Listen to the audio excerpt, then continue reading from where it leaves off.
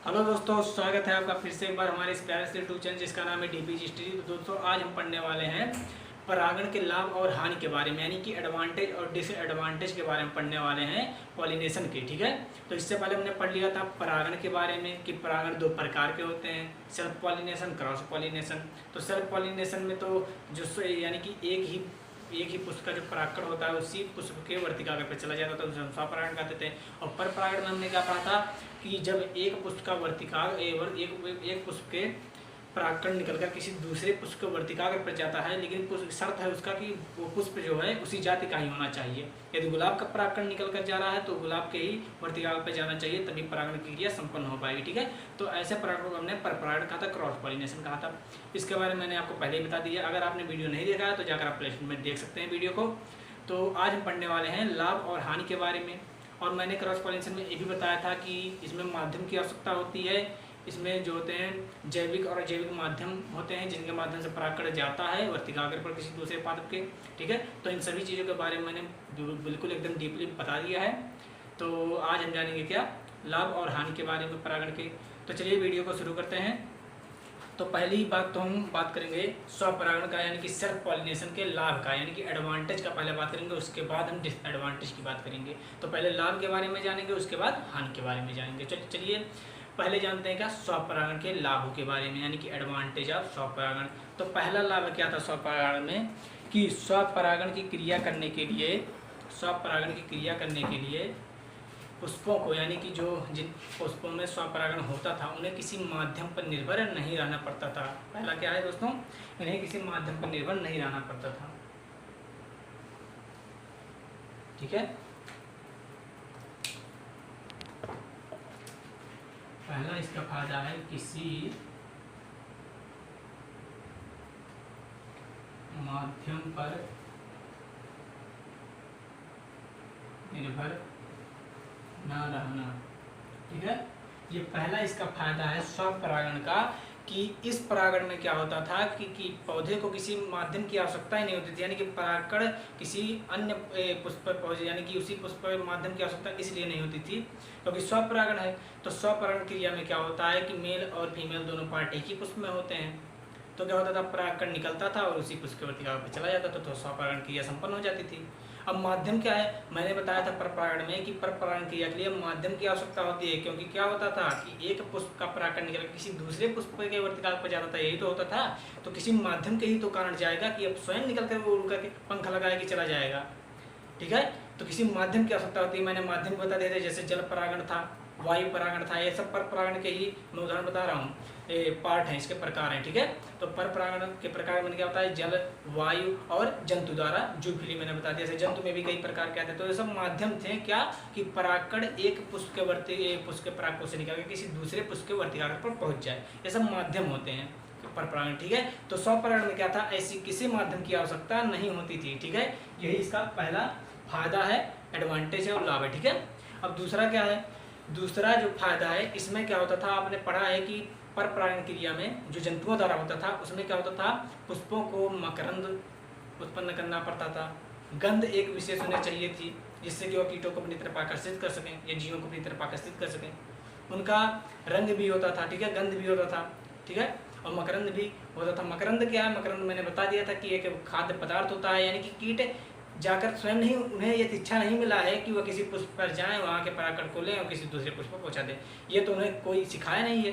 यानी कि वो भोजन की तलाश में जाती हैं और भोजन उनका मकरंद ही होता है। ठीक है, तो भोजन की तलाश में जाती हैं और क्या होता है, भूल चूक से ही सही तो परागकण उनके शरीर पर चिपक जाता है और किसी दूसरे पौधे पर जाते हैं, परागण हो जाता है। ठीक है, तो ये सब माध्यम होते हैं, तो इसमें किसी माध्यम की आवश्यकता नहीं थी। और मैंने क्या बताया, दूसरा चीज़ जो है कि इसमें क्या होता था, इन्हें यानी कि स्वपरागण करने वाले पौधों में क्या होता था कि इनमें गंध और मकरंद और क्या होता था, रंग, इनको उत्पन्न करने के लिए किसी ऊर्जा को, यानी कि फालतू ऊर्जा व्यय करने की कोई आवश्यकता ही नहीं थी। तो यहाँ पे लिख लेते हैं दूसरे पॉइंट को भी।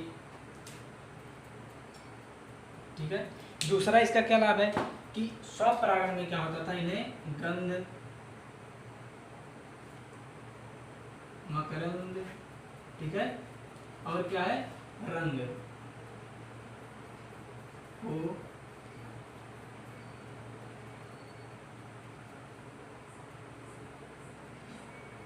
उत्पन्न करने में ऊर्जा व्यय ना होना। ठीक है। दूसरा इसका क्या एडवांटेज है कि इनमें गंध, मकरंद और रंग या और भी जो चीज़ें होती हैं पर परागण में कीटों को आकर्षित करने के लिए, तो इनको क्या करना पड़ता था कि इन सभी चीज़ों को उत्पन्न नहीं करना पड़ता है। स्वपरागण क्रिया में पुष्पों को इन चीज़ों की आवश्यकता ही नहीं होती है। ठीक है। ये तो यही है क्या, इनमें ऊर्जा व्यय नहीं होता था, फालतू का ऊर्जा नहीं जाता था इन चीज़ों को उत्पन्न करने में। तो ये दूसरा इसका फायदा हो गया। ठीक है। अब तीसरे पॉइंट के भी बारे में हम जान लेते हैं। इसमें क्या होता है कि जब स्वपरागण होता है तो आप जानते हैं कि पुष्प में नर मादा दोनों पाई जा रही हैं पुष्प में।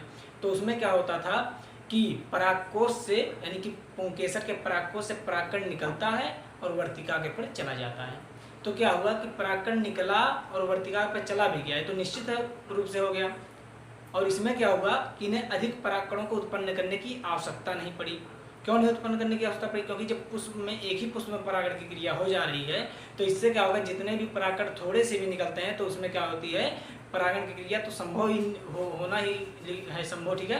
तो संभव होता है कि उसमें उतने ही यानी कि कम परागकण उत्पन्न भी करता है तो उतने में क्या परागण क्रिया हो जाती है। ठीक है।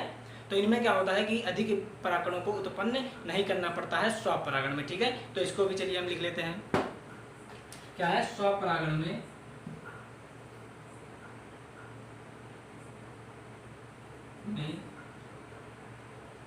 पुष्पों को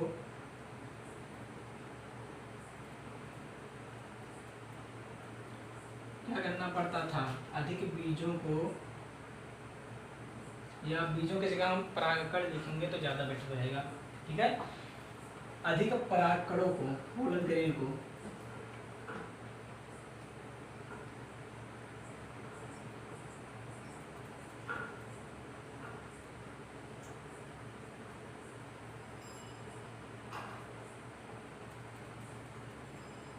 ठीक है।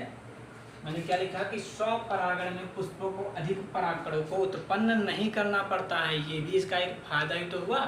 परागकण अधिक नहीं उत्पन्न हो रहा है तो जाहिर सी बात है इसमें भी ऊर्जा या खाद्य पदार्थों का अधिक व्यय नहीं होगा। ठीक है। तो ये इसके 3 फायदे हैं। और एक फायदा क्या है कि अगर किसी पुष्प में पर परागण की क्रिया नहीं होती है, तो यानी कि परपरागण क्रिया नहीं होती है, तो निश्चित है उसमें 100% या निश्चित है कि उसमें स्वपरागण क्रिया होगी।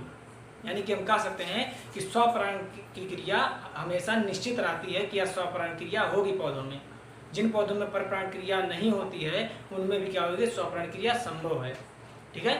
तो चौथा इसका क्या है फायदा कि जब पौधों में किसी अन्य प्रकार का परागण नहीं हो रहा है तो इससे यह निश्चित हो जाता है कि उसमें स्वपरागण की क्रिया संभव है।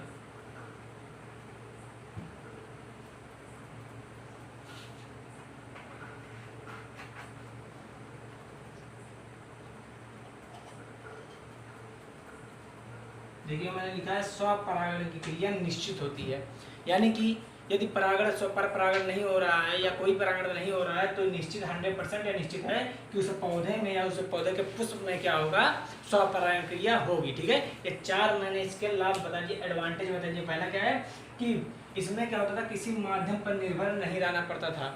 माध्यम क्या थे हमारे, स्वपरागण पर परागण की क्रिया में जो माध्यम थे वही माध्यम ले लेते हैं इसमें। ठीक है। तो किसी माध्यम पर निर्भर ना रहना।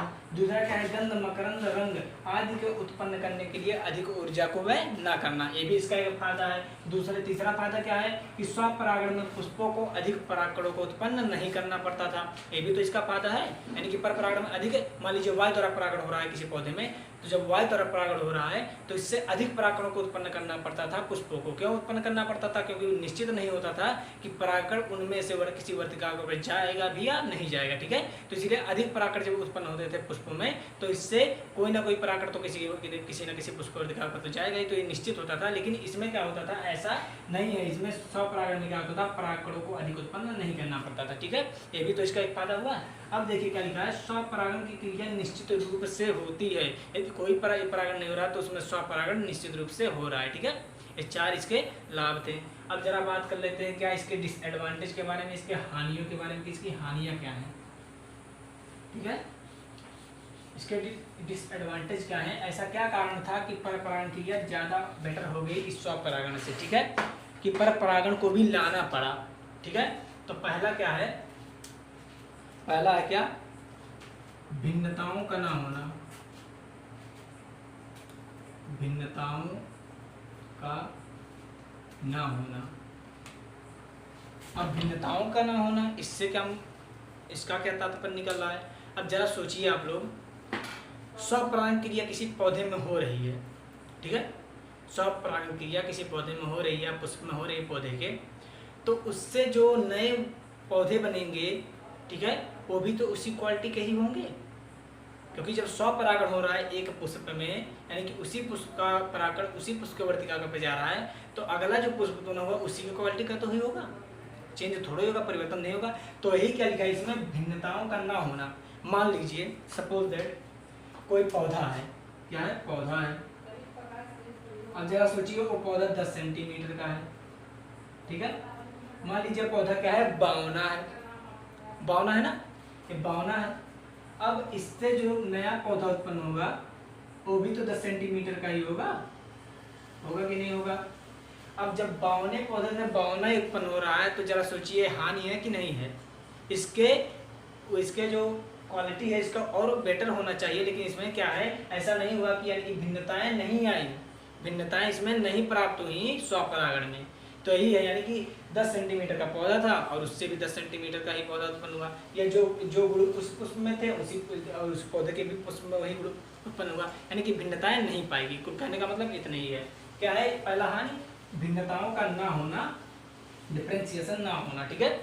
अब बात करते हैं क्या दूसरे हानि की। दूसरा हानि क्या है, इसको कहते हैं दोस्तों इसको कहते हैं अंतःप्रजनन अवसादन, ठीक है, क्या कहते हैं, अंतःप्रजनन अवसादन या अंतःप्रजनन अवसादन भी इसको कहते हैं।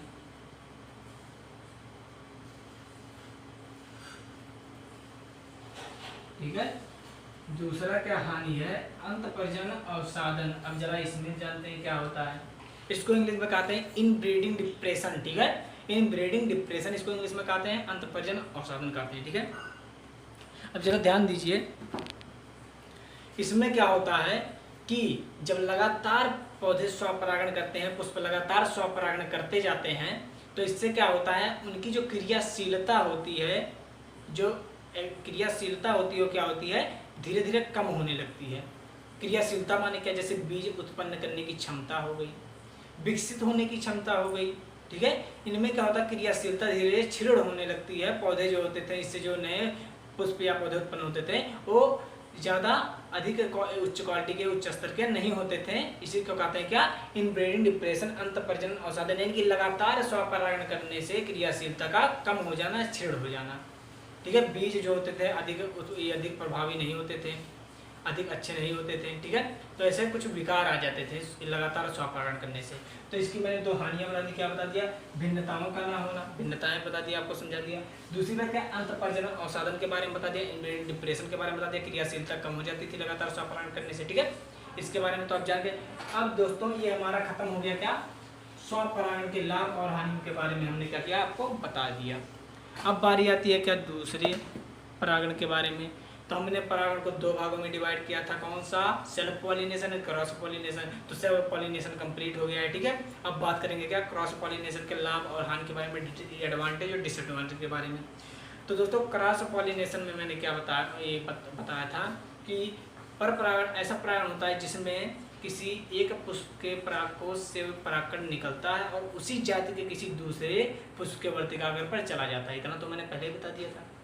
तो इसके यानी कि इन प्रक्रियाओं में लाभ क्या है, हानि क्या है, पर परागण के लाभ क्या है, हानि क्या है, इसी के बारे में हमें इसमें जानना है, ठीक है।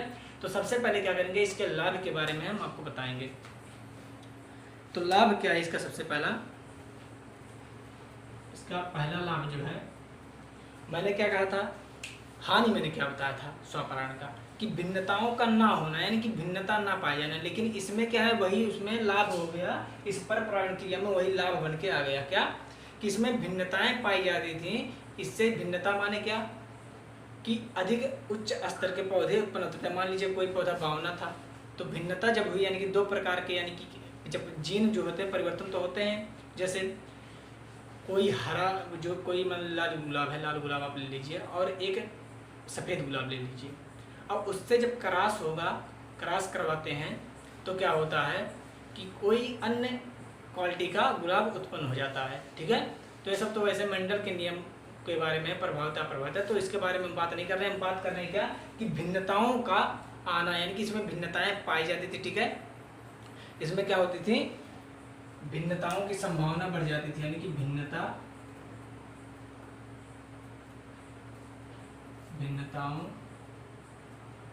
की संभावना बढ़ जाना। तो पहली इसकी विशेषता है क्या, भिन्नताओं की संभावना बढ़ जाना।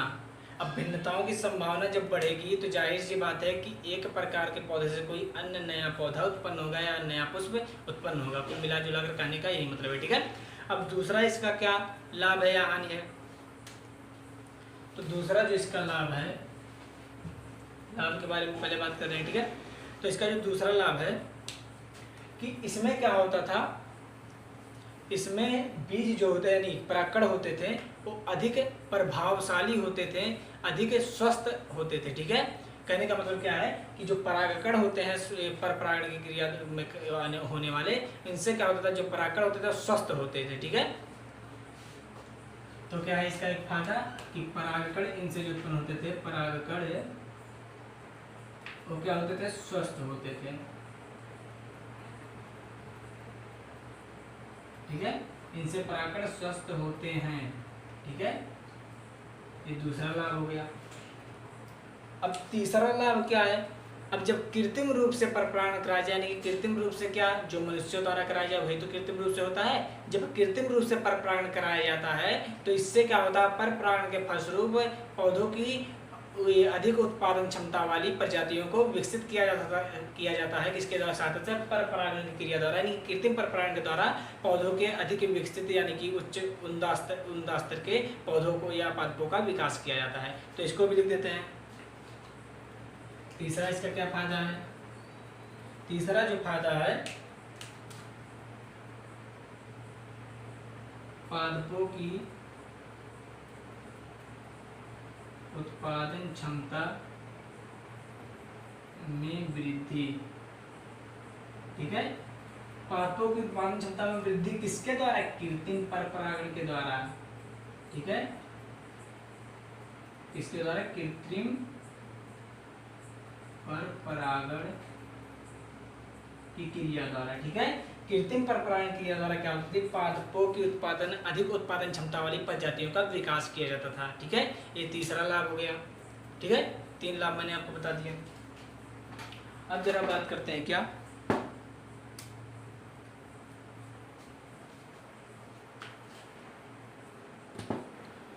अब तीसरे फायदे के बारे में बात करते हैं, चौथे फायदे के बारे में बात करते हैं। इनसे क्या होता था, परपरागण से क्या होता था, जो पौधों की प्रजातियां उत्पन्न होती थी, क्या पौधों की प्रजातियां उत्पन्न होती थी, वो क्या होती थी, जिस वातावरण में उत्पन्न होती थी उस वातावरण के हिसाब से वे अनुकूलित हो जाती थी, यानी कि उसमें रहने योग्य हो जाती थी। ठीक है, तो इसको भी हम लिख देते हैं।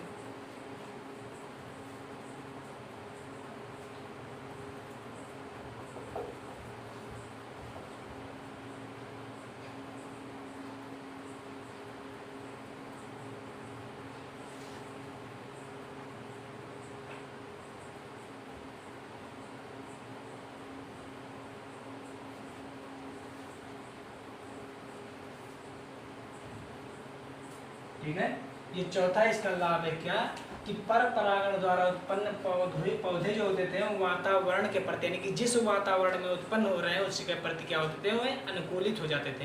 ये मैंने 4 लाभ बताए, कौन कौन से, भिन्नताओं की संभावना बढ़ जाती थी, किसमें बढ़ जाती थी, क्रॉस पॉलिनेशन में, परपरागण में। परागकण जो होते थे, इनके द्वारा जो परागकण उत्पन्न होते थे वे क्या होते थे, स्वस्थ होते थे। ठीक है, और तीसरा क्या है, पादप की उत्पादन क्षमता में वृद्धि की जाती थी। किसके द्वारा वृद्धि की जाती थी, कृत्रिम परपरागण की क्रिया द्वारा पौधों की अधिक उत्पादन क्षमता वाले प्रजातियों का विकास किया जाता था। एक तीसरा इसका लाभ है। और चौथा लाभ क्या है दोस्तों कि पर परागण द्वारा उत्पन्न पौधे जो होते थे वे क्या होते थे, जिस वातावरण में उत्पन्न होते थे उस वातावरण के अनुसार वे ढल जाते थे, अनुकूलित हो जाते थे। ये 4 लाभ हैं इसके किसके, पर परागण के। अब बात करेंगे क्या इसके हानियों के बारे में, चर्चा करेंगे कि हानियाँ क्या होती हैं इसमें। आपको देखकर लग रहा हो कुछ हानियाँ नहीं है, लेकिन हानियाँ इसमें भी होती हैं। कौन कौन सी हानियाँ होती हैं?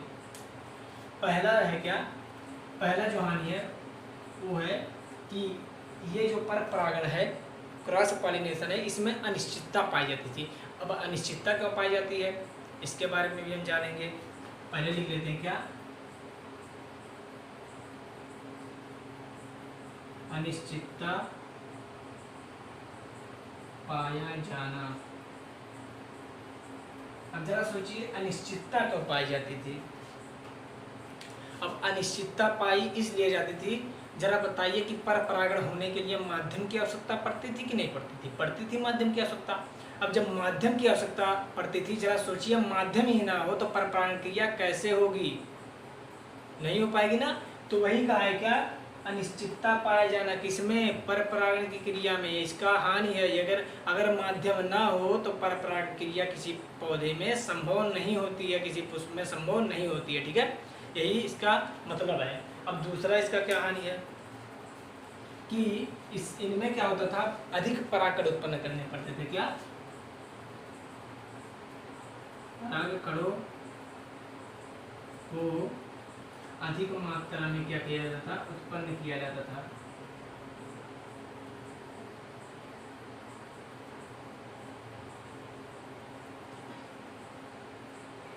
देखिए परागकणों को अधिक मात्रा में उत्पन्न करना पड़ता है, किसमें, पर परागण में। क्यों उत्पन्न करना पड़ता है, अभी मैंने पहले बताया था क्या कि मान लीजिए परागण की क्रिया जल द्वारा हो रही है या वायु द्वारा हो रही है, तो जरा बताइए यदि वायु चल रही है, अगर परागकणों की संख्या कम हो उसमें, ठीक है, तो इससे अनिश्चितता बढ़ती है। क्या अनिश्चितता बढ़ती है कि परागकण जब कम है तो जरूरी नहीं है कि परागकण उसी जाति के किसी अन्य पुष्प के वर्तिकाग्र पर चला जाएगा।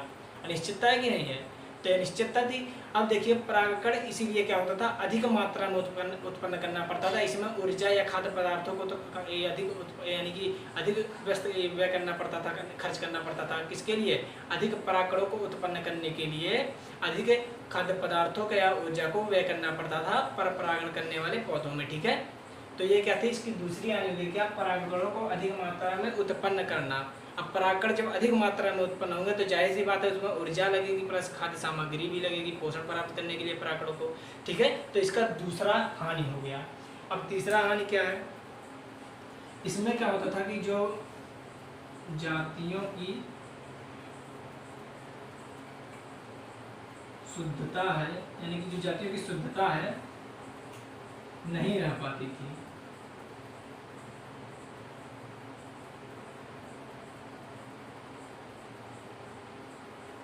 ठीक है, क्या है कि जातियों की शुद्धता नहीं रह पाती है। अब क्यों शुद्धता नहीं रह पाती है, जरा सोचिए। मान लीजिए कोई पौधा, अब जातियों की शुद्धता नहीं रह पाती, इसका मतलब क्या है कि पौधा संकर हो जाएगा। अब संकर कैसे हो जाएगा, मान लीजिए कोई लंबा पौधा है, उससे क्या उसके पुष्प क्या हुआ, परागकण निकला और किसी बावने पौधे पर जाकर उसके वर्तिका पर चला गया, उसी जात का है वो भी। अब जरा सोचिए जब दोनों में क्रॉस होगा तो कैसा पौधा उत्पन्न होगा, जो प्रभावी होगा वही तो उत्पन्न कर पाएगा पौधा, उसी तरह के तरीके का पौधा उत्पन्न होगा। लेकिन जब क्या करेंगे हम उसके जीन के बारे में जानेंगे तो क्या अंतर दिखाई देगा कि वह संकर है, यानी कि शुद्धता नहीं रह गई। ये जब लंबा पौधा परागकण गया किसी बौने पौधे पर तो शुद्धता रह गई, नहीं रह गई, संकर हो गया, वो शुद्ध नहीं रह गया। यदि लंबा वो भी होता, दूसरा पौधा भी उत्पन्न होता जो वो भी लंबा होता, तो इससे क्या होती, शुद्धता बनी रहती। लेकिन इसमें ऐसा नहीं हुआ। इसमें क्या हुआ कि जातियों की शुद्धता नहीं रह जाती है, शुद्धता नहीं रह पाई। ठीक है, ये तीसरा इसका हानि था। अब जरा हम बात करेंगे क्या चौथे हानि के बारे में। अब देखिए इससे जो बीज उत्पन्न होते हैं पर परागण की क्रिया द्वारा जो बीज उत्पन्न होते हैं दोस्तों, जब पौधा ही संकर है तो जाहिर सी बात है बीज भी संकर होगा जो उससे उत्पन्न होगा। तो वही इसका चौथा और आखिरी हानि है क्या कि जो बीज उत्पन्न होते थे पर परागण द्वारा, क्रॉस पॉलिनेशन द्वारा, वो क्या होते थे? संकर होते हैं।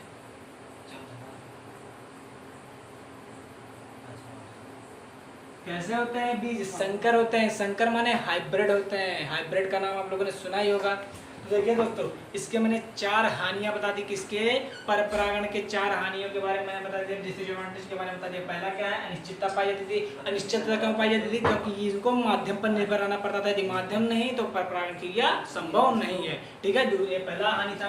दूसरा क्या है कि परागकणों को अधिक मात्रा में उत्पन्न करना पड़ता है। अब जब परागकणों को अधिक मात्रा में उत्पन्न करना पड़ेगा तो जाहिर सी बात है, परागकणों को उत्पन्न करने के लिए, पोषण देने के लिए खाद्य सामग्री प्लस ऊर्जा की आवश्यकता होगी कि नहीं होगी? होगी ना। तो ये दूसरा हानि हो गया। जबकि स्वपरागण में ऐसा नहीं होता था।